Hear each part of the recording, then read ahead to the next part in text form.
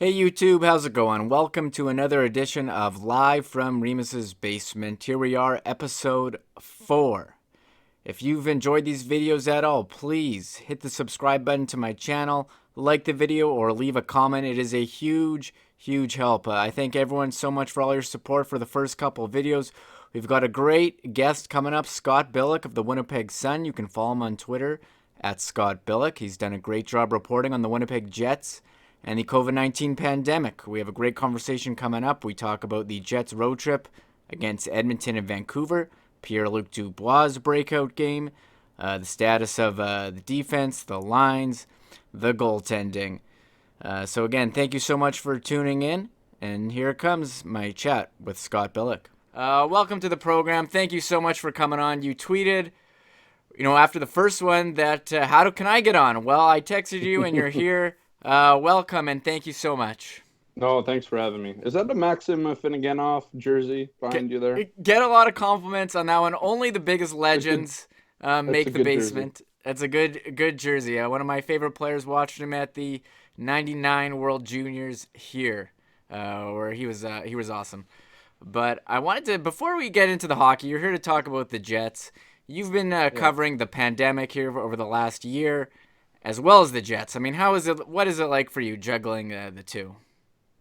Um, not horrible. I think that the biggest thing that I've had to around November I had to kind of like scale it back a little bit. I was going pretty hard into the pandemic stuff, some jet stuff. All there wasn't a lot going on in November, obviously. But yeah, it's been different, but yeah, it just feels kind of normal now to kind of report on it, right? It's not, um, it's less of a burden than I thought. I mean, when the season was paused in last March, almost a year ago now, I was kind of gutted a bit, I guess. It wasn't. It was more selfish. I just like I wanted to, keep doing the Jets. It was my first year fully on the beat, traveling, doing all that stuff. And and then you get the rug kind of pulled out from underneath you just with the pandemic. But I mean, at the same time, I still had a job. There's a lot of good things, right? And so I haven't really complained a whole lot um, over the past year because I've kept my job. I've been able to work. Obviously, those are all Mm-hmm. important things, and a lot of people haven't been able to kind of do that. And yeah, it's been a tough year. It's yeah, it's I haven't had too much of an issue with actually reporting on it. It's just it's a grind. I mean, it's just a different beat. It feels a lot more important most days than sports. But at the same time, sports, as I've been kind of, getting back into the whole sports thing now, a little bit, it feels like sports still is important. Like it's important in a different way. It's important, people just to see people just tweeting about a Jets game, watching a Jets game, arguing about Jets, complaining to me about my bad takes or whatever, right? Like it's something though, at least that people, it's a semblance of normalcy for 3 hours a night, and with this kind of truncated schedule, it's every second night, every third night or whatever. I know the Jets have 3 days off here before the next game, but on average, I mean, every couple of nights you get to watch a game. I mean, you can turn on NHL TV or center ice or whatever it is, and watch games every night right now. And I don't know, for a lot of people, I know for me that's a big thing, just to be able to watch sports, especially hockey. For me, I mean, it's a sport I love. Love to cover, love to watch. Just I love the sport. So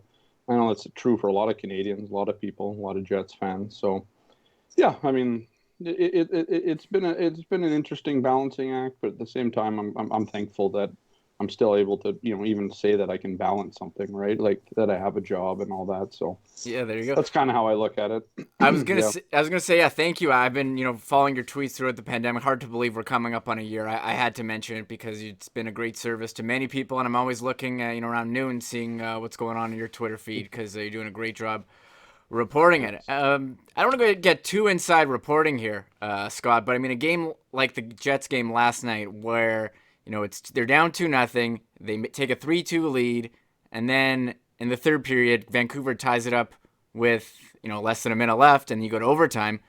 I mean, what does that do to your game story? It's what is it? Like Control Alt Delete or whatever, like whatever thing that like Shift Select All Delete, I guess, is I usually like to tweet out. I mean, basically it ruins it, right? Like, I mean, I had a story about the Jets losing, and then I had a story about the Jets coming back to win, and then I had a story that just was completely done. So your story kind of gets fragmented, right? I mean, you're cut and pasting certain pieces that you like, and then you got to rewrite your whole feed and everything. So it took, I wrote quite, I think for any journalism student that wants to, I think this is like, if you want to be a sports reporter, the biggest test is having everything change on you with like 15 minutes left until you have to, like, your drop dead deadline to get your copy into the paper. I mean, that's where this job really, separates the folks, right? I think if you want to do it, you got to be able to do that on some occasions. And these 9 o'clock starts have certainly not helped with deadlines at all. But it's fun. I mean, again, I'm not going to complain about it. It sucked to have to rewrite everything, but at the end of the day, yeah, I'm happy to cover Jets games again. So I don't really care. I guess. Yeah, I mean, Right? it's part of the job. Yeah. I find it entertaining. I know a lot of writers always say, "Oh, here's my, not fake, my story about the game that never happened." It's like when you see those, Super Bowl champions T-shirts for the loser, Yeah. when whatever happens to those bags. But the Jets just finished up a road trip, 2 in Edmonton, 2 in Vancouver. They went 3-1. What did you make of their play during the road trip? Yeah, I mean, kind of good, and there was good times and there was bad times when it came to their play. I think there was, you walk away from that 3-2 loss to Edmonton and feeling good kind of about the game that you played, and the Jets talked about that. Probably not, thinking that highly of your win against Edmonton, the 6-5 win. There's really no defense in that game. Goaltending wasn't really there. It was just a lot of games. And then 2 Vancouver games. I mean, the first one was, clinical from the Jets. I mean, 2-0 shutout. Warren Brossoit was fantastic for them. That was a good game. And then last night's game, kind of your typical Jets story. I mean, take a period off, maybe a period and a half off, get down, now have to chase the game. Successfully chase that game, take a lead, give one up late, and then, leave it up to overtime, and they ended up winning. Obviously, Pierre Luc Dubois. I mean, we'll talk about him later, I'm sure, but I don't want to call it his debut because he's played 3 games now, but little just that what a way to announce himself to the fan base, right? So overall you take 6 of 8 points. You're third in the division. You've overtaken Montreal now, and you're 6th in the NHL. I mean, at the end of the day, the points are all that matters. Points percentage, it might come down to who knows what COVID brings. So, could see a scenario where points percentage plays a part. And I mean, the Jets are well positioned right now. I think that's through, what is it, 18 games now. I mean, that's almost we're almost at a third. A third way through the season, I suppose. Might even be there if I do some quick math. Almost, yeah. So, yeah, it's a team that seems to be that they will compete for a playoff spot, and given that that Vancouver, Ottawa, those 2 teams, it seems they're going to need quite the turnaround if they're going to play. And then now, you've overtaken Montreal. Don't really know what Montreal is. Jets are obviously going to face them for the first time this coming week, so see how that goes. But I mean, the Jets have a lot of talent, and a lot of the times that talent will overcome some of their deficiencies, and that's what it did on the road trip, I thought. And you go 3-1 on the road. No team's really complaining about that. Yeah, the points are definitely there. I thought when they were down 2-0 last night was going to be a classic, end of the Right. road trip letdown game. But you look at the goals that were scored. I mean, some pretty lucky bounces by Vancouver. Credit to the Jets for sticking with it. They did have a rough first period, came back, and were able to win. You mentioned Pierre Luc Dubois, and it's been a lot of FOMO, I think, for Jets fans through the start of the trade. You see Rosovic and Laine tearing it up in Columbus, and the Jets, they've nothing to show for it. And I said last night, I joked via text message to some friends, hey, that was actually Dubois' debut last night. The first two games, I don't remember those. Yeah. Those didn't happen. I think there was some surprise coming into the game that he was on the wing with Scheifele and Wheeler. What did you make of that, and what did you make of his, I would say coming out party for the Jets? Yeah, I mean, that's exactly what it was, right? I mean, here's a guy who had missed a lot of time due to quarantine, first off, and then missed 5 games due to injury. I mean, basically, you played 2 games in the last month. Comes out last night, says it before the game that he's, um, play this game than any other in his career, which, given, he's played his first NHL game, he was a part of that team that blanked the Senator, or sorry, the Tampa Bay Lightning in the playoffs. Those would have been big games. I mean, those are things. But I mean, here's a guy who's never missed a game of hockey prior to the quarantine, and then the injury. He's battled through injuries, sickness, like he said, played 241 straight games, and then has to sit out a few. And I imagine he's 22. There's pressure on him, right? Like, I mean, you're the showpiece return for the Jets, who traded, a showpiece themselves in Patrick Laine, a huge name here, prior to that. And I'm sure he wanted to have a better 2 outings than he did to start. I mean, there's just, nothing was kind of set in stone there. I think this kind of easing him into the lineup, with Mark Scheifele and Blake Wheeler, I think it kind of helped him. It took a bit of the pressure off. You don't have to play center. You don't have to try and figure out some chemistry with whoever your wingers are. He just got to hockey last night, and there was no real thing. And he just, I mean, the guy obviously, it's a ridiculous goal. He walks the defender like he's basically not there, and then shoots a puck at an 85-degree angle up and over Braden Holtby, and the Jets win the game, and it just looks like it was nothing. Like that goal almost looked in slow motion when I was watching it.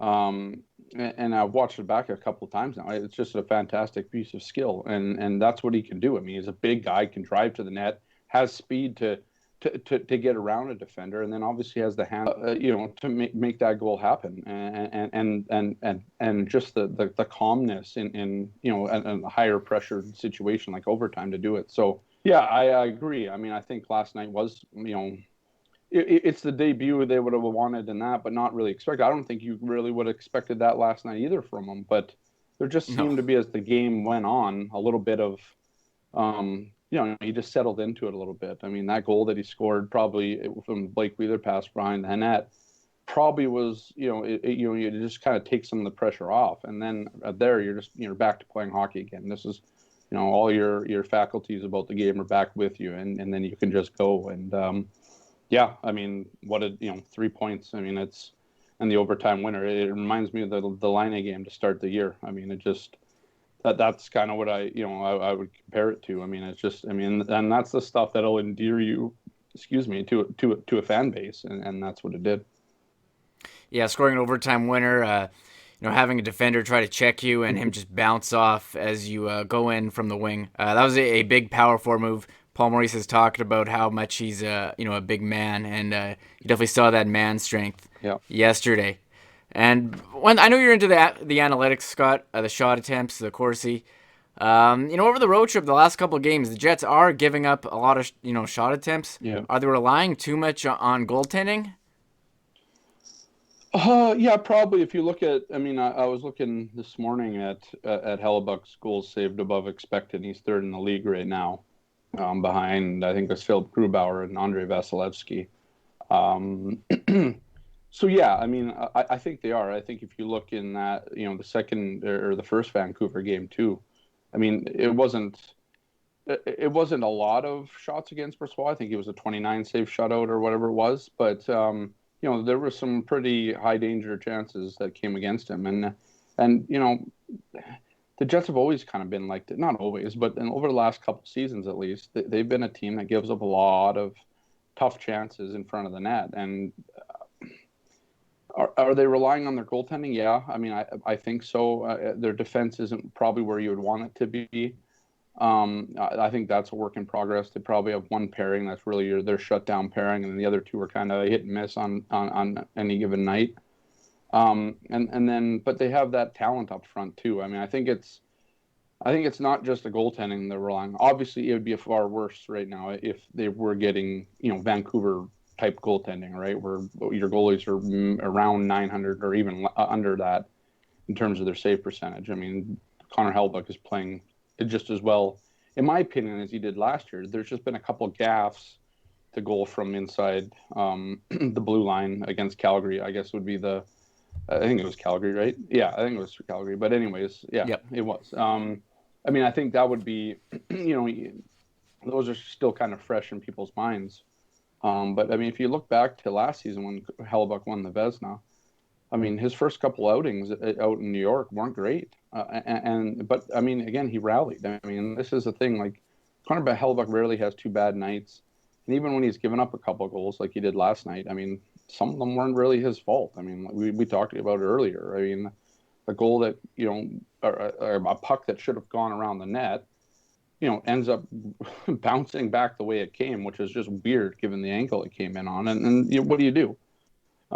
So, yeah, they're probably.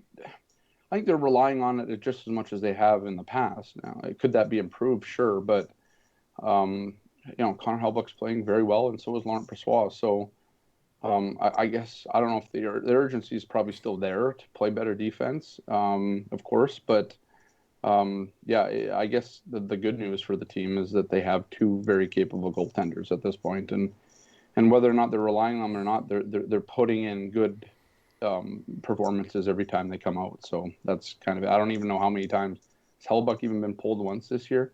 I I can't don't think so. remember.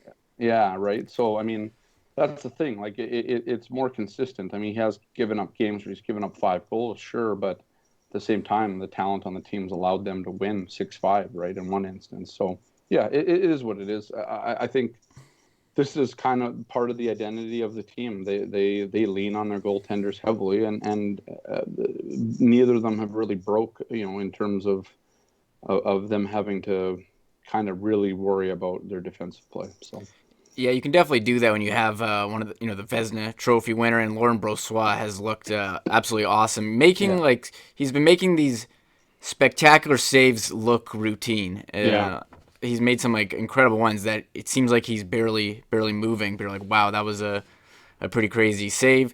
A couple quick hitters for you, Scott, before we wrap up. Don't want to keep you too long. Tucker Poolman got hurt. Do we know what his status is for this week? And if he were to come out, who's the next man up? yeah. Logan Stanley comes in for me. I think Logan Stanley should probably be in the lineup. I think he's been very impressive, but status we'll probably find out on tomorrow a little bit better when the Jets are back on the practice ice. It's a upper body injury, I believe Maurice said last night. Kind of nothing seemed to really trigger it. It was just kind of he felt something off and didn't want to make it worse. And I can understand that with Poolman. He's had a tough start to the year with with COVID obviously and that sort of thing. So, but yeah, we'll find out more about that tomorrow. And then yeah, Logan Stanley I think comes in. He's just a shoo-in. The guys played very well. Didn't go out of the lineup because of bad play. I think he was only getting better as every shift he played. All right, and Christian Vesalainen, it seems like he's the odd man out for as Yeah. Nate Thompson returned. Is that just the way it's going to go? He was playing so well, as you said, another guy who's not being taken out because of his play. Yeah, him or even Jansen Harkins, right? I mean, Hmm. obviously Harkins was injured a little bit, but yeah, I mean, I know there was a lot of barking on Twitter last night about the fourth line. To me, they're just not used enough that it makes a huge difference in the game. But at the same time, like I think Vesalainen and Harkins should be in the lineup. They're good players. I mean, and there's offensive capabilities in there. And are you going to take out Trevor Lewis? Probably not. Are you going to take out Nate Thompson? I think their argument is there to do that. You don't really need them when you can play Harkins. Like I don't know. Again, I don't know what the drop off is, if any. I don't think there is any drop off. Only a bit of upside. So, well, Maurice likes his veterans. I mean, that's kind of part of the thing, and he wants them on the fourth line, especially. And so yeah, until there's a reason to take him out, and often that usually means injury, which is unfortunate. But I mean, that's kind of just the way it's going to be, I think, on the fourth line. All right, and we'll do one more. Eric Comrie got picked up last week by Yeah. the Jets. He's been bounced around. Uh, where does he fit in the organization right now? Yeah, the taxi goalie. I Yeah. think that's what they wanted him to obviously be this year, and that kind of got ruined when he was claimed by the Devils there early on. I think Forsberg, as soon as Comrie comes off the non-roster list due to being on the COVID list right now because he is in quarantine at the moment. So once he comes off of that, I think Forsberg will probably end up getting Anton Forsberg, the other goalie that's currently on the active roster at the moment. He'll be put through waivers I'm guessing claimed. Teams are always in need of a goalie, and I think Edmonton would be the team that might put in a claim for him, possibly now that. But yeah, it's just. I think Forsberg's the guy that gets waived, and Comrie sits on the taxi squad this year, or I guess did they already move him to the Moose? Yeah, maybe they already moved him to the Moose, so maybe he plays there for a little bit too. But I think he gets bumped up to the taxi squad because they'll need that third goalie unless they want to keep Anton Forsberg, but they're gonna, even if they want to do that, they're gonna have to put him through Forsberg through waivers to get him onto the taxi squad. All right, Scott. I said that was the last one. This is the real last one. On Friday, after the Jets game, around 11:30 p.m. Central, you were on TSN on the post-game conference. Maybe Doing looking, this. yeah, maybe looking a little too comfortable for some of your Twitter followers. I just want to say you're a hardworking guy. If you want to lay down and relax during a post-game Zoom call with the coach, I fully support it. I don't think you were disrespecting anyone. So I just want to say you have my support here live from Remis's basement. I'll make sure to tell the Jets PR staff that the next time then too. Remis told me Yeah. it's okay. We're done. Yeah. Yeah, you tell them. You tell them. Well, Scott, thank you again so much for coming on, taking the time here on an off day to chat with me about the Jets. We learned a lot. We talked about the road trip, Pierre Luc Dubois, play of the goaltending, and if we might see some changes going forward. But thank you again, Scott, so much. I really appreciate it. Give him a follow on Twitter if you're not already, Scott Billeck. Well, that's it. That's the end of the video. If you've made it this far, you must have enjoyed it. So please, if you would, hit that like button, hit the subscribe button. It would be a huge help. If you have any thoughts on the topics we talked about, Pierre Luc Dubois' breakout game, the play of the Jets goalies, the defense, the goaltending, the lines, please leave them in the comments section down below. I hope to have another one of these again soon, so if you would subscribe, you'll get notified when one becomes available. Thanks again for tuning in. Until next time, see ya.